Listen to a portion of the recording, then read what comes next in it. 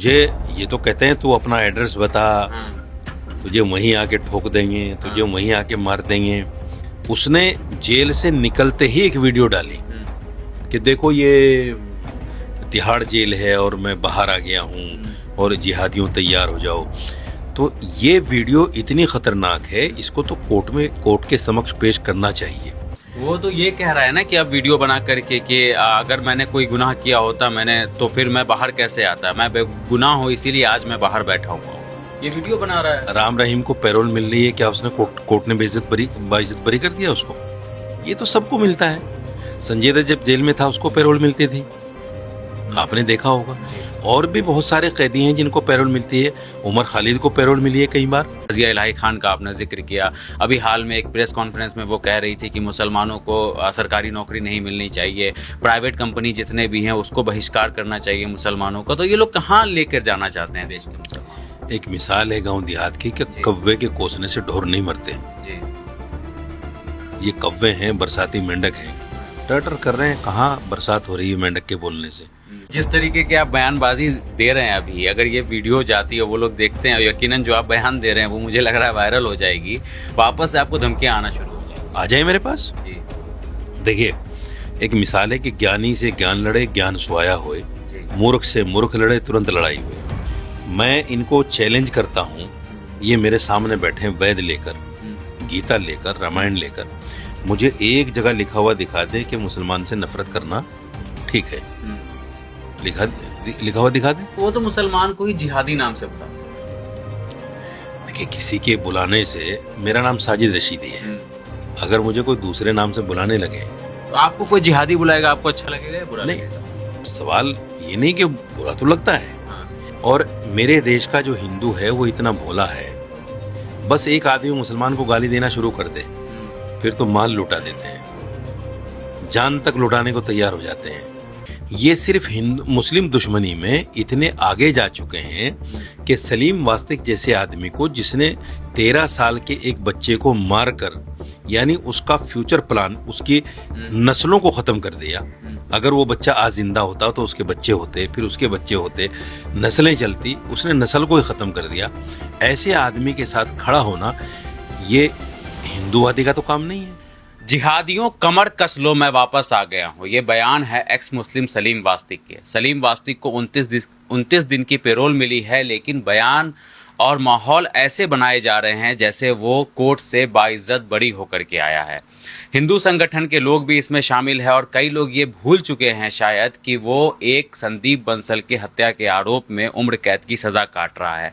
लेकिन अब जो सोशल मीडिया और ख़ास तौर पे गाज़ियाबाद में ऐसे माहौल बनाए जा रहे हैं कि जैसे सलीम वास्तिक को बाइज्जत बरी कर दिया गया है। हमारे साथ मौलाना साजिद रशीदी साहब हैं, इनसे विस्तार से इस बात पे चर्चा करेंगे कि क्या ये एक नया भारत बनने जा रहा है जहां पर एक हत्या के आरोपी को तो तुरंत पेरोल या बेल मिल जाती है, लेकिन जो कई सालों से जेल के अंदर सड़ रहे हैं उनको एक बेल तक नसीब नहीं होता है, एक पेरोल तक नसीब नहीं होता है। सर, स्वागत है आपका यूथ मीडिया टीवी पे।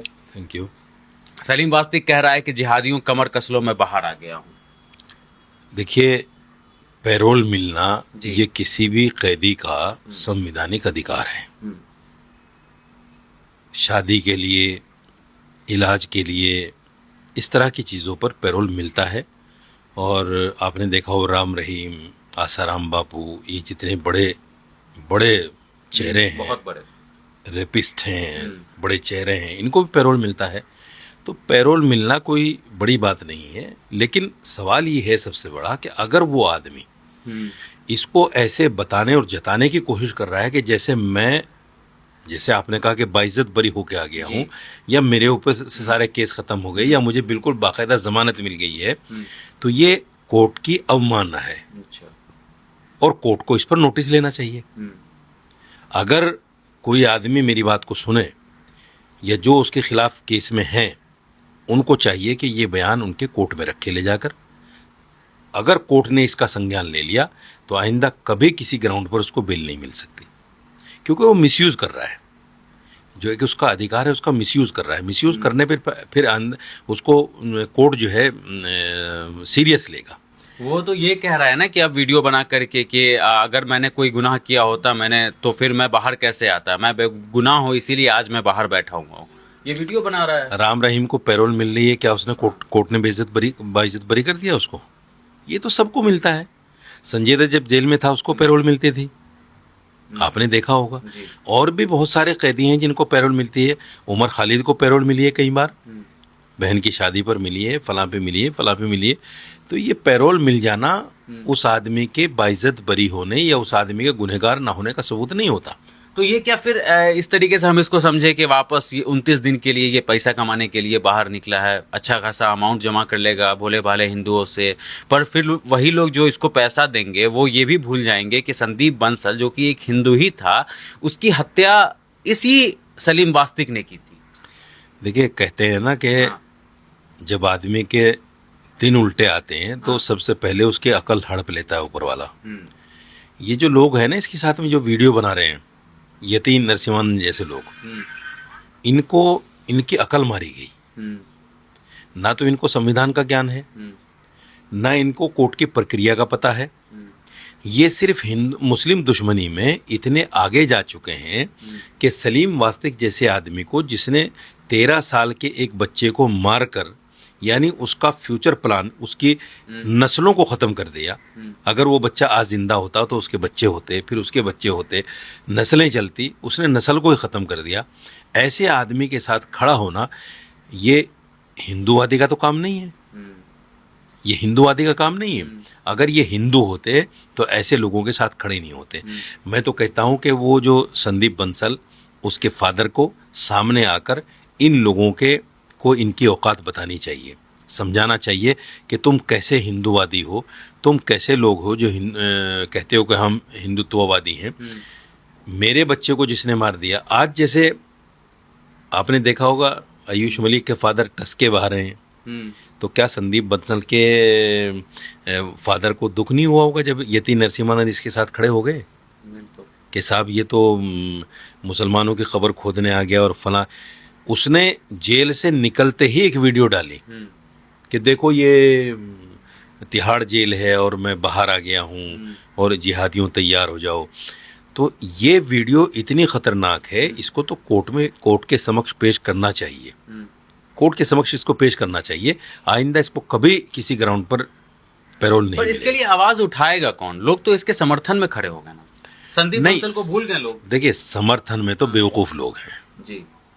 यतीम नरसिम्हानंद जो है इतना पागल आदमी है, वो कभी योगी जी को गाली देनी शुरू कर देता है, कभी मोदी जी को गाली देनी शुरू करता है, कभी हिंदुओं को कहता है कि ये साले उल्लू के पट्टे हैं, पागल हैं, और पता नहीं क्या क्या बोलता है, जो लफ्ज़ हम बोल भी नहीं सकते। कि इन्होंने गाय को माता बनाया, उसकी दुर्दिशा हो गई, इसने फला को ये किया, उसकी दुर्दिशा हो गई, इस तरह की बातें करता है। उस आदमी का कोई स्टैंड ही नहीं है, वो कब कहाँ किस जगह पलट जाए कोई नहीं जानता, और वो सोचने समझने की जो उसकी योग्यता है वो ख़त्म हो गई है। तो ये बेवकूफ़ लोग हैं जो इस तरह के लोग हैं जो इस तरह की बातें कर रहे हैं। और एक वो नाजिया इलाही का वापस वो शुरू हो गया, जो उसने पूछा था तूने हलाला कितना किया है, कैसे किया है, ये हुआ था वो हुआ था। नाजिया इलाही भी वही एक उसी लाइन की एक है, जिस दिन मार पड़ेगी ना उस दिन सब भूल जाएगी।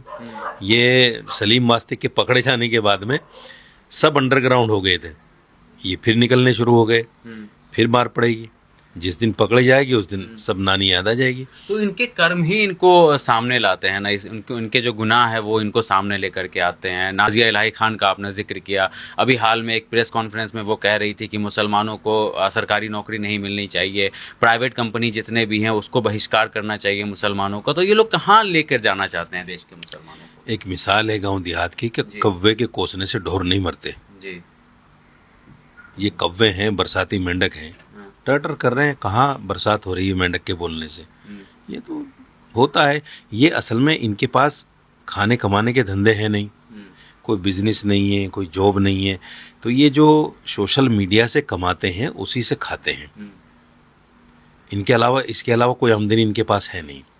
और मेरे देश का जो हिंदू है वो इतना भोला है, बस एक आदमी मुसलमान को गाली देना शुरू कर दे फिर तो माल लुटा देते हैं, जान तक लुटाने को तैयार हो जाते हैं। ये इतने भोले हैं, पता नहीं क्यों इतनी नफरत मुसलमानों के खिलाफ बैठ गई कि ये नहीं समझ पाते कि ये लोग, इनकी अगर पोथी खुल जाए, इनकी पुस्तक सामने आ जाए, तो पता चलेगा कि ये सलीम वास्तिक से बुरे लोग हैं। जो वो कहती है ना बार बार के मुसलमान का कब पता नहीं, कब वो भाई बन के अंदर जाए और दामाद बन के बाहर निकले। उसको खुद पूछो, उसने 3 हिंदुओं को शादी करके जो है धोखा दे दिया।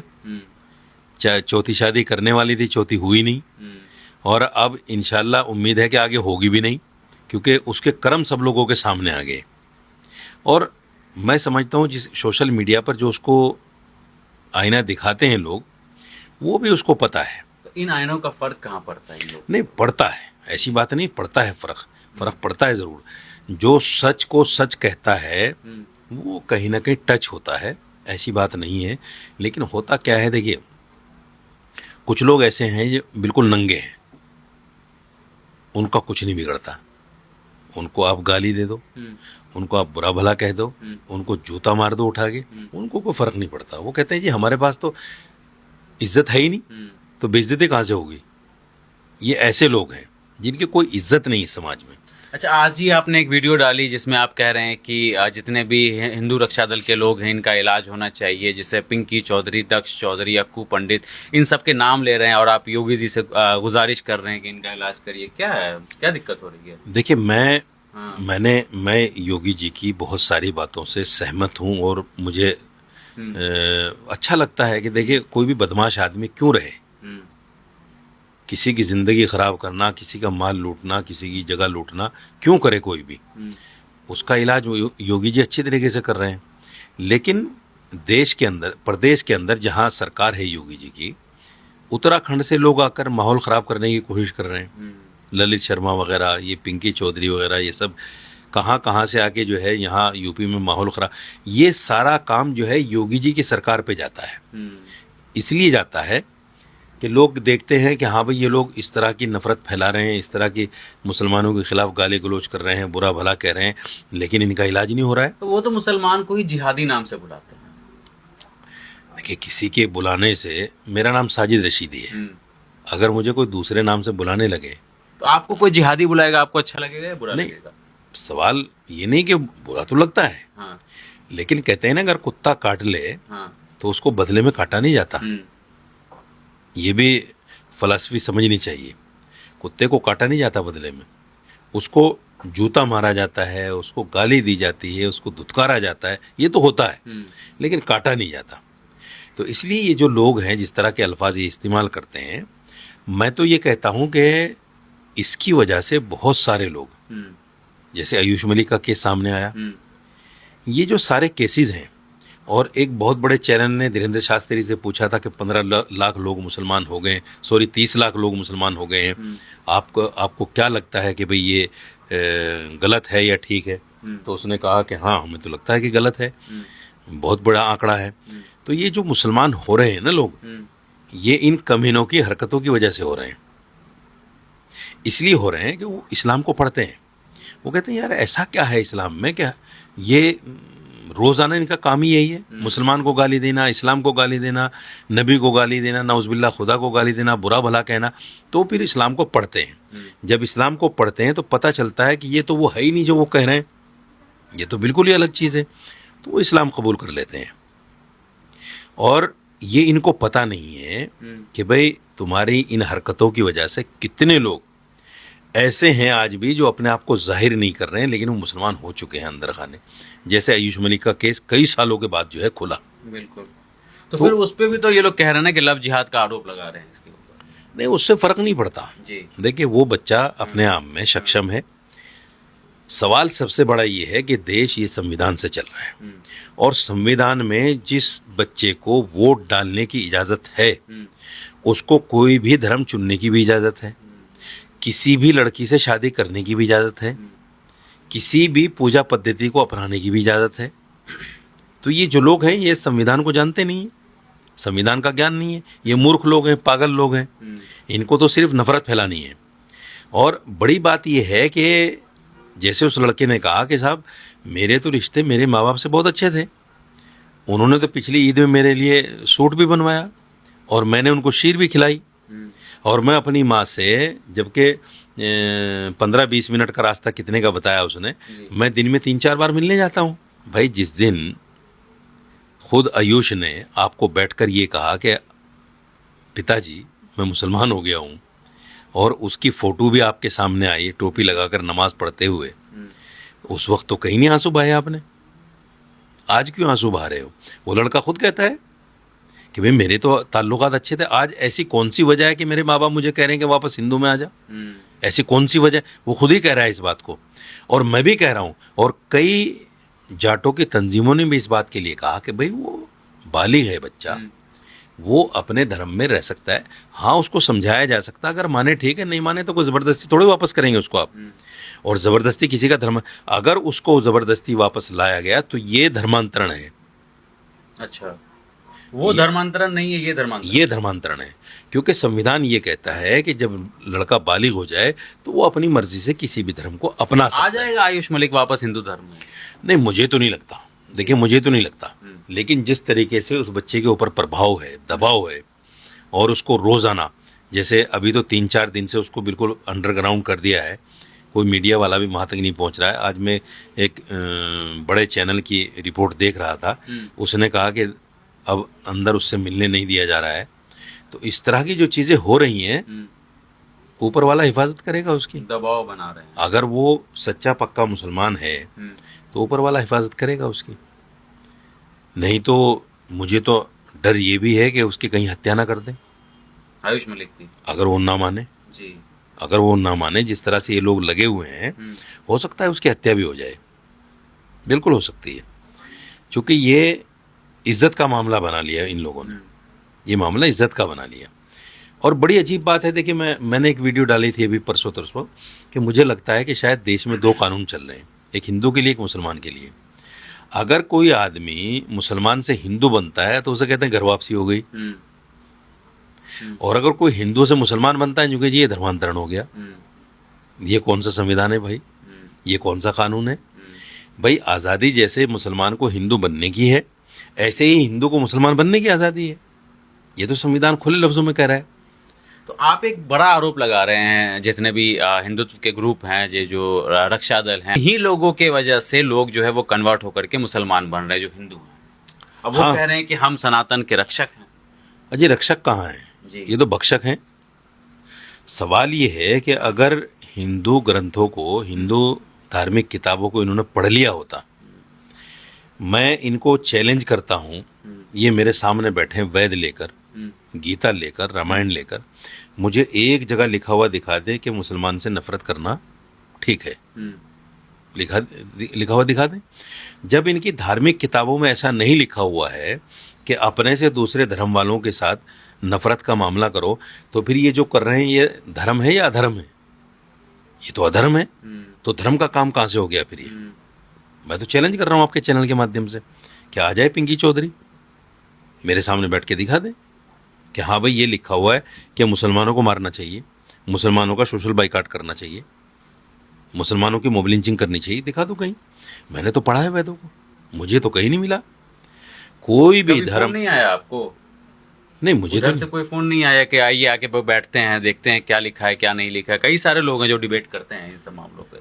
नहीं आया, किसी का नहीं आया। आप चाहते हैं कि आए? नहीं, मुझे ये तो कहते हैं तू अपना एड्रेस बता, तुझे वहीं आके ठोक देंगे, तुझे वहीं आके मार देंगे, तुझे बीवी बच्चों तक के लिए गालियां बकते हैं, बुरा भला कहते, ये तो आता है।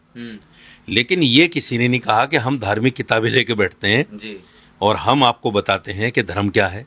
क्योंकि धार्मिक है ही नहीं ना ये लोग, ये अधर्मी लोग हैं। और अधर्म का नाश होता है, अधर्म का नाश होता है।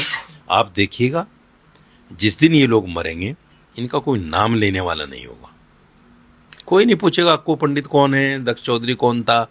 अब ये जेल चले गए थे नहीं, दक्ष चौधरी भी और पिटाई हुई थी, कुत्ते की तरह लेके घसीट के लेके गए थे पुलिस वाले, कुत्ते की तरह सबके सामने मारते हुए ले जा रहे थे। और ये खुद कह रहा था कि मेरे साथ ऐसा मत करो, मैं यूं हूँ, मैं फला हूँ। किसी ने नहीं सुनी इसकी। जब तो कहाँ चली गई तेरी औकात भाई? अगर तू हिंदूवादी के लिए, हिंदू के लिए काम कर रहा है तो हिंदू तेरे लिए खड़े क्यों नहीं हुए? नहीं, जिस तरीके की आप बयानबाजी दे रहे हैं अभी, अगर ये वीडियो जाती है वो लोग देखते हैं, यकीनन जो आप बयान दे रहे हैं वो मुझे लग रहा है वायरल हो जाएगी, वापस से आपको धमकियां आना शुरू हो जाएंगी। आ जाए मेरे पास। जी देखिए, एक मिसाल है कि ज्ञानी से ज्ञान लड़े ज्ञान सोया होए, जी। मूर्ख से मूर्ख लड़े तुरंत लड़ाई हुए। अगर मूर्खतापूर्ण बात करनी है तो दे लो गाली, दो गाली, मारने की धमकी दो, कुछ भी करो। लेकिन अगर आप अक्लमंद हैं, आप हिंदू के लिए काम कर रहे हैं, हिंदू रक्षा दल जैसे आपने नाम रखा है, हिंदू रक्षा दल का मतलब ये है कि हम हिंदुओं की रक्षा कर रहे हैं, उनकी हिफाजत कर रहे हैं, तो धार्मिक किताब लेके बैठ जाओ। या तो मैं आपकी बात मान जाऊंगा या आप मेरी बात मान जाना। मैंने तो भाई साहब टीवी पे बड़े बड़े पंडितों को देखा है। मैंने कई लोगों से सवाल कर लिया कि आप पंडित हो, और पंडित से भी ऊपर कई ओहदे होते हैं इनके, बड़े बड़े आचार्य वगैरह भी बैठ गए मेरे साथ। मैंने कहा आप मुझे ये बता दो ऋग्वेद में कितने श्लोक हैं? नहीं पता, नहीं बता पाए।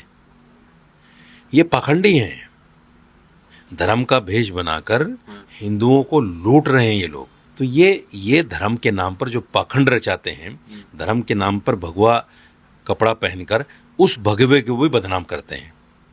जो एक आस्था का प्रतीक है भगवा कलर, उसको भी बदनाम कर रहे हैं।